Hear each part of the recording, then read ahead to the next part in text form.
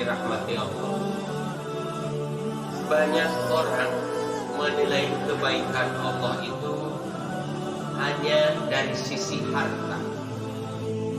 Salah satu contoh, kalau dia baru beli sepeda motor, terima kasih ya Allah.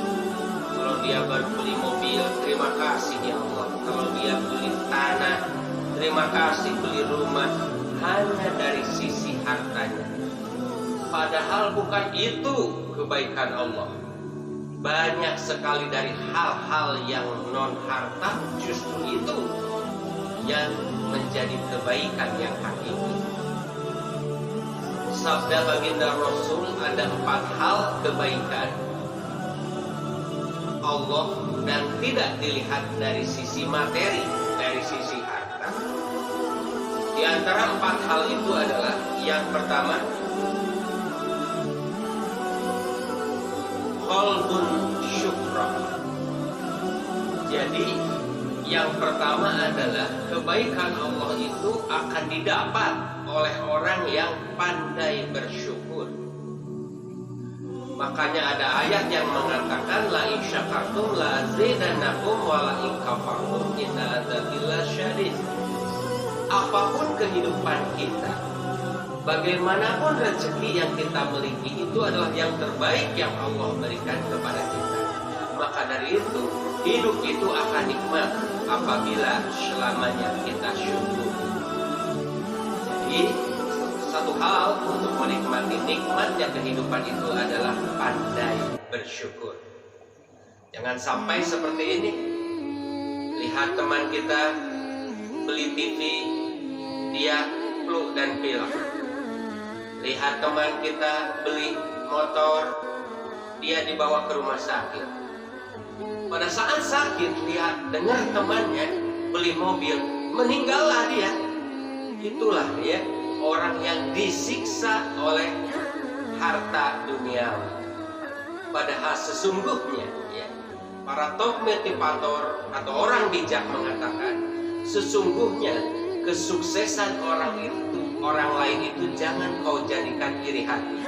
Tetapi kesuksesan orang lain itu akan lebih nikmat, akan lebih kita miliki apabila kita jadikan motivasi ya. Jadi kalau ada orang lain itu kita sukses, itu kita terpacu untuk bisa seperti dia ya, dengan cara yang sehat ya. Oke kawan ya, kebaikan Allah yang kedua dan tidak hanya dari sisi harta atau materi adalah walizanan syakira. Apa artinya? Kenikmatan Allah itu akan kita nikmati kalau orang itu adalah pandai berzikir. Berzikir itu bukan hanya di masjid la ilaha illallah, bukan. Berzikir itu di dalam kehidupan dia sehari-hari selalu ada takbir, selalu ada tahmid, selalu ada subhanallah. Salah satu contoh, melihat sesuatu yang maha dahsyat, dia katakan Allahu Akbar. Melihat sesuatu yang begitu indah alam, maka dia katakan subhanallah. Kalau dia berjanji pada orang lain, maka dia katakan insya Allah. Jadi dalam kehidupannya selalu dikaitkan dengan Allah. Nah, orang inilah yang bisa menikmati kenikmatan dari Allah dan tanpa harus dari harta duniawi ya. Kemudian saudaraku yang ketiga ya, kenikmatan yang Allah berikan dan tidak hanya dari sisi harta adalah dia yang pandai dalam menghadapi masalah, atau ya, dia yang kuat dalam menghadapi cobaan dan rintangan. Maka dari itu saudaraku ya, di dalam Al-Quran sudah dikatakan bagi anda yang hari ini seolah anda menghadapi masalah yang begitu berat, yang hari ini anda mendapatkan cobaan yang begitu luar biasa, ya ingat di dalam Al-Quran dikatakan bahwa innamal usri yusra wa innamal usri yusra, bahwa di balik kesulitan itu pasti ada kemudahan. Jadi apabila anda mendapatkan kesulitan, apabila anda mendapatkan tantangan, anda syukuri, nikmati, anda syukuri kepada Allah bahwa itu adalah cara Allah untuk membentuk dan mendidik Anda supaya lebih tegar, supaya lebih kuat, dan supaya lebih kokoh dalam menghadapi tantangan dan rintangan ke depan. Jadi apapun masalah yang Anda hadapi, syukuri, ya, syukuri dan nikmati. Kenapa? Karena kita harus tegar, ya, menghadapi masalah. Itu adalah orang yang bisa diberi kenikmatan oleh Allah, tetapi tidak hanya dari sisi harta.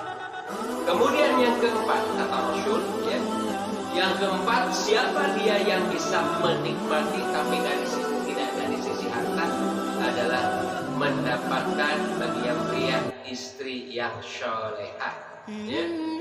Kita lihat Nabi Muhammad Rasulullah SAW melamar Siti Khadijah, padahal usianya 15 tahun lebih tua dari usia beliau. Kenapa? Karena niat Rasulullah bukan hanya nafsu duniawi. Niat Rasulullah adalah mencari pendamping yang sejati. Sehingga pada saat Rasulullah ada kesulitan, maka Khadijah, ya, mengorbankan harta yang dia miliki demi perjuangannya Rasulullah. Pada saat Rasulullah galau, pada saat Rasulullah sedih, maka Siti Khadijah lah orang yang mampu mendampinginya, ya, menghilangkan atau mengurangi rasa sedih Rasulullah. Nah, Rasulullah mencari pendamping itu bukan hanya dari orang yang lebih muda, tetapi yang lebih tua. Kenapa? Karena demi pengembangan agama Islam itu sendiri. Kalau dilihat zaman sekarang kan, kalau banyak harta, banyak uang, tentunya yang dipilih bukan yang lebih tua. Tentunya yang akan dipilih akan yang lebih muda. Tapi beda dengan Rasulullah. Ya, bahkan kita tahu bahwa Rasulullah Nabi Muhammad, ya, seorang yang hanya seorang petani gembala atau pedagang kecil, tapi luar biasa, ya, bisa mengorbankan, dia bisa melamar Siti Khadijah dengan 200 ekor unta. Coba kalau kita hitung sekarang harga unta 20 juta kali 200, 4 miliar. Pertanyaan saya, adakah di antara penonton atau pemirsa di sini atau mitra saya di sini yang dilamar oleh suaminya dengan mas kawin 4 miliar? Tentunya tidak ada, ya. Nah, kenapa Rasulullah, ya, begitu kaya pada saat melamar Siti Khadijah, banyak harta? Ya, karena dia berniaganya mempunyai gelar Al-Amin atau bisa dipercaya. Oke, saudaraku sekalian, ya, mudah-mudahan, ya, paparan singkat ini bisa bermanfaat untuk Anda, ya. Usikum wa nafsi bitaqwallah. Wassalamualaikum warahmatullahi wabarakatuh.